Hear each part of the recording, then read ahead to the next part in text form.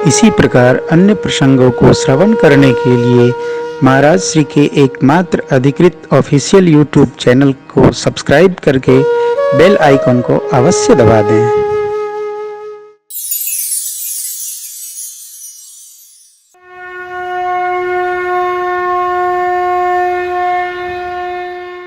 बाढ़हि असुर, यानी अपनी संख्या में उनकी वृद्धि हो जाती है। जब जब इनका संख्या बल बढ़ने लगता है, देखो आप, सज्जन आदमी 100 रहेंगे पता नहीं चलेगा, दुर्जन आदमी 1 रहेगा पता चलेगा। क्यों? चिल्लाता बहुत है, बहुत हल्ला करता है। तो सज्जन क्या करते हैं? अपना दरवाजा बंद कर लेते हैं, डर के मारे बैठ जाते हैं। क्यों? भगवान का भजन करने लगते हैं। दो लोग दुर्जनता पर उतर जाएं तो 20 लोग पर भारी पड़ जाते हैं। अर्थात उनकी अभिवृद्धि दिखती है, होती नहीं। वो उनकी अभिवृद्धि समाज के हित में नहीं है, अहित में है। जब सज्जनों को त्रास मिलने लगता है तो भगवान क्यों आते हैं? एक दूसरी बात, भगवान दुष्टों का दलन दमन करने नहीं आते। देखिए पंक्ति, तब तब प्रभु धरी विविध शरीर अहरहि कृपा निधि सज्जन पीरा। ये नहीं लिखा दुर्जनों को मारते हैं, नहीं लिखा। शिव बाबा कहते हैं भगवान दुर्जनों के लिए अवतार नहीं लेते हैं। कब कब? भगत प्रेम बस सगुन सो हो। भगवान अपने भक्तों के प्रेम के वशीभूत होकर सगुण स्वरूप धारण करते हैं। जो भगवान को याद करेगा भगवान आएंगे। पहले दिन आपको सुनाया था, नाम भगवान का जो दिल से लिया करते हैं, उन्हीं भक्तों को प्रभु प्यार किया करते हैं। दिल से, हृदय से। हे राम, श्री राम, जय राम, जय जय जय जय राम। देखो, भजन इसलिए नहीं करना कि लोग जाने कि हम भजन कर रहे हैं। ये आपने टेलीविज़न में देखा होगा, टेलीविज़न में जब गीत और आरती होती है ना, तो जो मुख्य गायक होता है, आजकल सब फैशन हो गया है, तो टेलीविज़न की आरती में और भजन में एक आदमी गाने वाला गाता रहता है, लेकिन उसके अगल बगल जो गाते हैं वो वहाँ खोलते रहते हैं, देखते रहते हैं कैमरा मेरी ओर घूम रहा है कि नहीं। श्री राम जय राम जय जय, श्री राम जय राम जय जय राम। इस तरह के भजन करने से अपना कल्याण नहीं होगा, सुनने वाले का भले हो जाए। मुझे देख के हंसी आती है। जब तक हम ये जानकर भजन नहीं करेंगे कि हम तो भगवान को सुना रहे हैं, तब तक हमारा उद्धार नहीं होगा। लिखा है, बजा लो ताली, बजा लो, बजाओ ताली। ये नया फैशन चल गया है कल।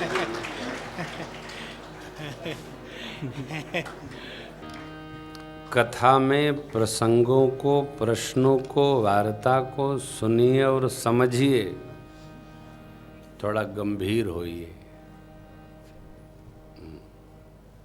छिछलापन नहीं, थोड़ा गंभीरता लाइए। बात को समझिए, बूझिए और रहने का अभ्यास करिए। ये कथा है, ये मौज मस्ती नहीं है। बात बात में हम हल्का कर लेते हैं आपको, उसको समझिए। क्या कहा? हरहि कृपा निधि सज्जन पीरा। सज्जन की पीड़ा भगवान हरण करते हैं, तो हमको क्या करना है? सज्जन बने रहना है।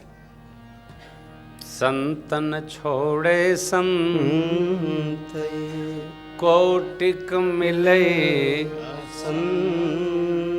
मलय भुवंगी बेधिया शीतल ताल तजन। विधि बस सुजन कुसंगति परहि, फनि मन सम निज गुण। कदाचित भगवान ब्रह्मा की योजना रचना से हम कर्म के वशीभूत होकर कुसंग में पड़ जाएं तो भी हमको किसी कारण से भी असज्जनता का वर्णन नहीं करना। राखहि निज श्रुति से जग विस्तार विसर्जस देवी यही राम जन्म कर। भगवान असुरों को मारते हैं। किन असुरों को? जो देवताओं को सताते हैं, त्रास देते हैं। देखिए, एक बड़ा अद्भुत चरित्र है महाराज बाली और सुग्रीव का। दोनों आपस में क्या थे? भाई। सुग्रीव कहते हैं, प्रभु प्रीत रही कछु बरनी न जय मैं सुत मायावी ते ही नामा आवा प्रभु सो हमारे गाँव। गाँव है हो जी नाऊ और गाँव। मायावी ते ही नाऊ आवा सो प्रभु हमारे। ललकारा तो बाली दौड़े, मैं भी दौड़ा। सुग्रीव जी महाराज आदमी तो बहुत अच्छे हैं बड़े समझदार। अपनी तो बचा करके सब प्रशंसा करते हैं और अंत में पहुंचते पहुंचते अपने बड़े भाई की निंदा कर देते हैं। भगवान एक दृष्टि रखते हैं सबके प्रति। रघुनाथ स्वभाव यद्यप अखिल लोक कर राऊ, भगवान का समदर्शी स्वभाव है। जैसा कर्म करता है वैसा उसका व्यवहार बना देते हैं प्रकृति के द्वारा। बाली के अंदर एक बुराई आ गई। क्या? कुसंगी रावण का वो मित्र बन गया। बाली से और रावण से मित्र संधि हो गई। कैसे? जैसे अमेरिका पाकिस्तान की हो गई। जो भी कुसंगी का संग करेगा एक न एक दिन उसका विनाश निश्चित संभव है। कोई भी, हम करें, आप करो, आप करो, कोई करे, जो करेगा वही भरेगा। केवल यही कारण रहा कि बाली को भगवान ने मारा। बाली क्यों आए थे? इंद्र के अंशी हैं बाली, सूर्य के अंशी हैं सुग्रीव। बाली क्यों आए? राम लीला में सहयोग करने, और करने लगे रावण लीला में सहयोग। को न कुसंगति पाय नसाई नसाई रहई न नीच मते चतुराई। एक एक पंक्ति मानस में लिखी है स्थान स्थान पर। कदाचित कभी ऐसा अवसर भी आ जाए तो अपने को बचाना चाहिए, संग नहीं करना। देखिए, चोरी करने वाले को उतना पाप नहीं लगता जितना टॉर्च दिखाने वाले को लगता है। अब वो कहे साहब मैंने तो केवल टॉर्च बारा, चोरी तो इन्होंने किया, तो सिपाही जी पूछेंगे बाबूजी आप ये बताओ पहले, आप भाई साहब टॉर्च न दिखाते तो कैसे सेंध करते? अरे मैं तो दूर खड़ा था। अरे भाई दूर खड़े थे तो 5 सेल का टॉर्च आपके हाथ में था ना। इसी प्रकार कुसंगति में कैसे भी सहयोग करेंगे उसकी सजा है। अपराधी कंस है, लेकिन मुष्टि, चाड़ूर, अघासुर, शकटासुर, बकासुर, पूतना, सबको सजा मिल गई। क्यों मिली? केवल कंस का सहयोग करने मात्र से सभी असुर मार दिए गए। प्रताप भानु ने मांगा, एक संकल्प मांगा, आगे कथा कम में वंदन करेंगे, आप समझिए इस प्रसंग को। लेकिन उसके मांगने मात्र से जितने साथी थे उसके सकूल समूल पूरा समाज असुरगति को प्राप्त कर गया। कभी भी सज्जन होने के नाते असज्जन का भाव नहीं करना चाहिए, असज्जन का संग नहीं करना चाहिए, कुसंगति में नहीं पड़ना चाहिए। कथा कहती है भगवान शिव ने कहा देवी सोई जस गाई भगत भवतरहि कृपा सिंधु जनहित तन धरहि जन्म एक दुई कहूँ बखानी सावधान सुनु सुमति भवानी। राम जन्म के हेतु अनेका, परम विचित्र एक तेका। भगवान शिव ने कहा देवी भगवान के जन्म के अनेक कारण हैं, अनेकानेक कारण हैं। कुछ मैं संक्षेप करता हूँ, कुछ का विस्तार करता हूँ। बाबा बोले, देवी भगवान वैकुंठनाथ के दो पार्षद थे, नाम था जय और विजय। सनक, सनंदन, सनातन, सनत कुमार चारों भाई उनके दर्शनार्थ गए। किसके? भगवान के। जय विजय ने रोक दिया। दूत नहीं रोकता है, स्वामी की आज्ञा का पालन करता है।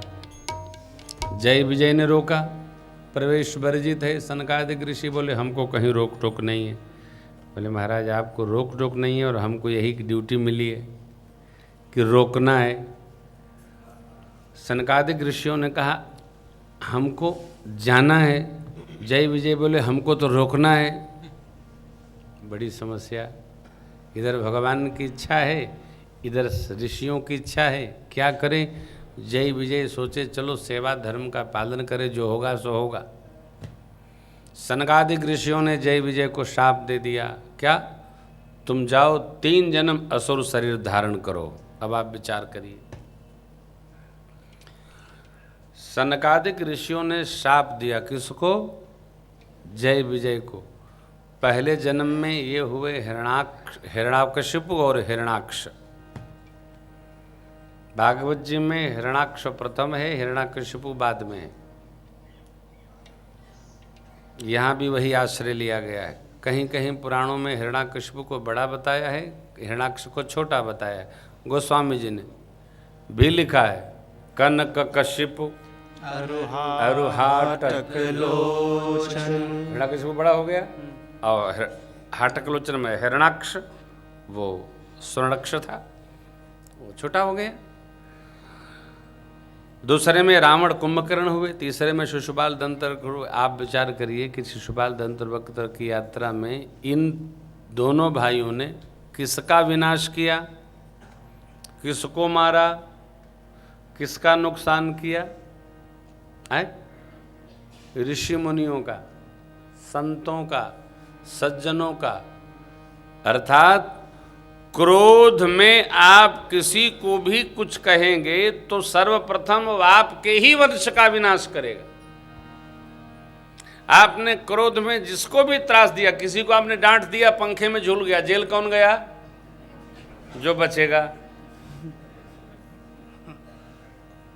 क्रोध कभी भी कल्याणकारी नहीं होता। क्रोध कल्याणकारी माना गया है गुरु का, मां का, शिक्षक का विद्यार्थी के प्रति क्रोध उसके कल्याण के लिए होता है। अकारण चाहे जब जैसा क्रोध विनाशकारी है। तो 3 जन्म इनका हुआ। एक कथा यह है 3 कल्पों की। जालंधर नामक असुर था। अपनी अर्धांगिनी महासती वृंदा, उसके पतिव्रत धर्म के कवच को धारण करके जालंधर युद्ध करता था। देवता लोग दुखी भये। अंत में भगवान विष्णु ने उसकी देवी का शील हरण किया तो उसका वध हुआ। वृंदा सती ने शाप दिया, भगवान शालग्राम हो गए और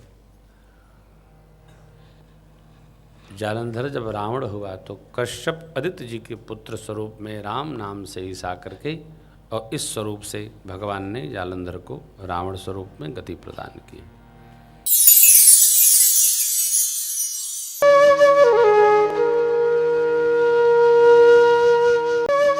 इसी प्रकार अन्य प्रसंगों को श्रवण करने के लिए महाराज श्री के एकमात्र अधिकृत ऑफिशियल यूट्यूब चैनल को सब्सक्राइब करके बेल आइकॉन को अवश्य दबा दें।